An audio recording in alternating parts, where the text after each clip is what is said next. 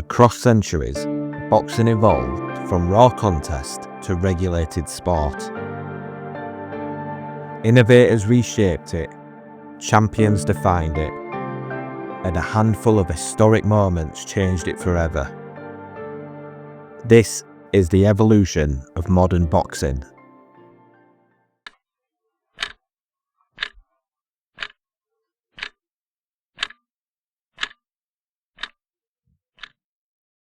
Boxing, one of humanity's oldest tests of courage.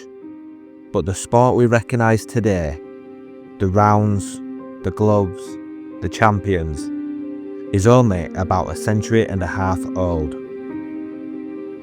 Today, we're stepping through time from the birth of modern rules to Jack Johnson's groundbreaking reign, to the first $1 million fight and the first televised bout.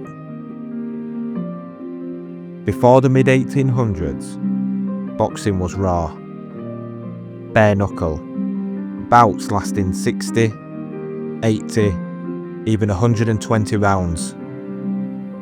It wasn't a sport, it was survival. That all changed in 1867, when John Graham Chambers drafted a new set of rules designed to civilise the chaos. His work was then endorsed and promoted by John Sholto Douglas, the 9th Marquis of Queensberry, the man whose name would become immortal in the sport. The Queensberry rules introduced gloves, 3-minute rounds, a 1-minute break, the 10-second count, and a ban on wrestling and throwing.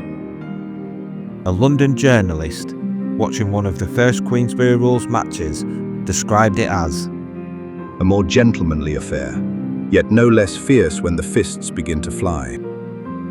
With these rules, modern boxing was born.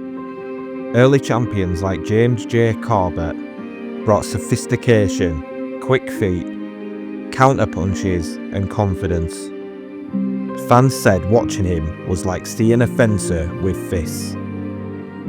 But soon, a new force would step into the ring, one who would change the world. In 1908, in Sydney, Australia, the world witnessed a revolution. When Jack Johnson became the heavyweight champion, the world would never be the same. Johnson didn't just win, he controlled fights. He smiled, leaned back from punches by inches, and punished opponents with surgical precision. A ringside reporter in 1910 wrote, "He moved as if he could see punches before they were thrown. The crowd gasped each time he leaned away from a blow by inches."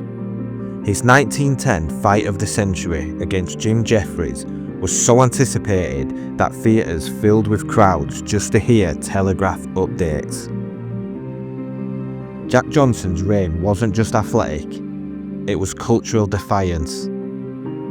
He challenged segregation, he challenged the public, and forced America to confront its own beliefs.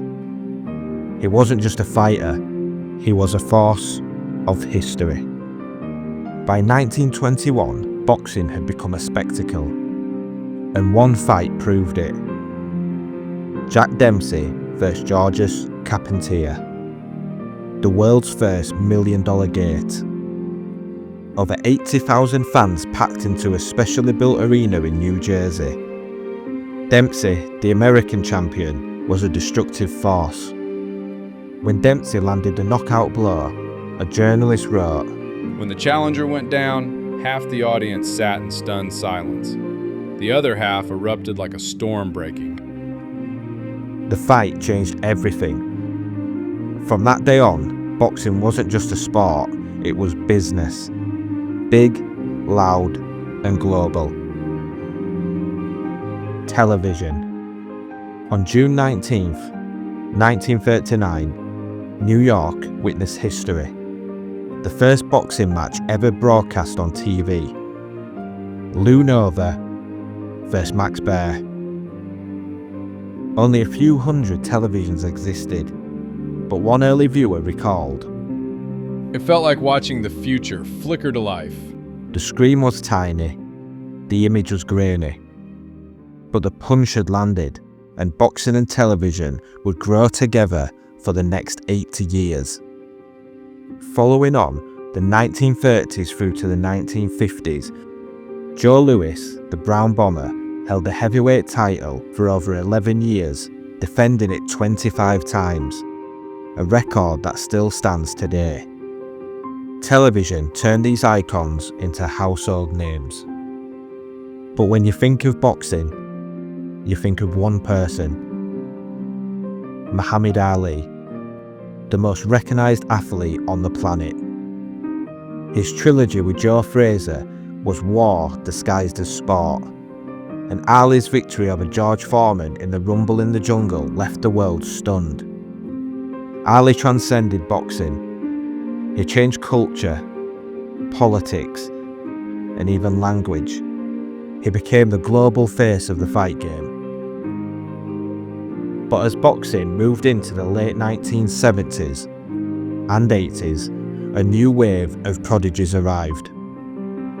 Wilfred Benitez, the youngest world champion ever. In 1976, at just 17 years old, Puerto Rico's Wilfred Benitez became the youngest world champion in boxing history. But these young phenoms were not done setting records. In 1986, at only 20 years old, Mike Tyson became the youngest heavyweight champion ever. The decades that followed produced global stars, from ancient warriors to bare-knuckle outlaws to the Queensberry rules that forged the modern ring. From Jack Johnson shaking the world to million-dollar crowds roaring, to the first flicker of boxing on TV screens. Boxing has changed for thousands of years, but its soul has never moved.